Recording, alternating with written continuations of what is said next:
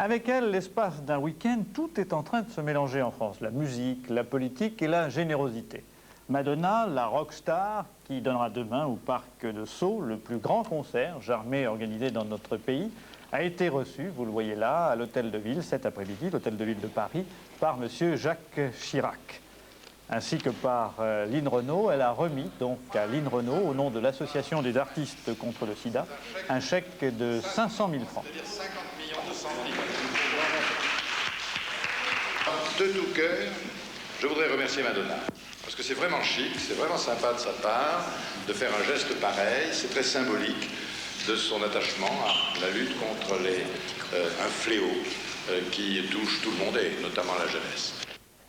Quant au Premier ministre, dont vous venez de découvrir à quel point il était sensible aux qualités artistiques de Madonna, il est même intervenu d'ailleurs pour que le concert de demain ait bien lieu.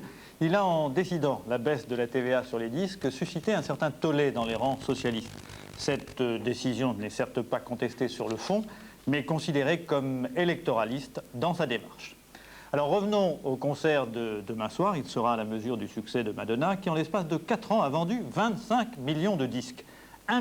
1000 tonnes de matériel, 35 semi-remorques. Il aura fallu 9 jours pour installer le tout et que 100 000 personnes puissent se laisser aller à la Madonnite. Elisabeth Kelidji. Le premier des 110 000 inconnus qui vont déferler sur le parc de Sceaux est arrivé ce matin de Sarcelles. Avec son petit frère, encombrant et attendrissant, avec quelques sacs poubelles pour un camping sauvage de 36 heures au ras des voitures. C'est la déesse de la musique pour moi. Moi aussi. Il n'y a pas meilleur.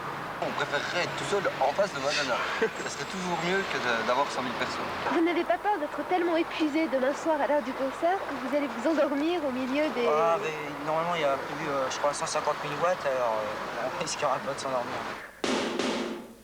Fragments de clips en tête, méli-mélo de musique, de sensations vécues d'avance, 110 000 fans vivent ce soir en attente. Mais dans le parc de Sceaux transformé en bunker, Madonna Louise n'est qu'un joli fantôme. Prise au piège d'une impressionnante logistique, elle va bien devoir exister en chair et en os, notre star des années 80. Prix de cette apparition, 4 à 5 millions de francs sur une recette proche des 15 millions. Et pour matérialiser le rêve, une organisation unique dans l'histoire des concerts en France.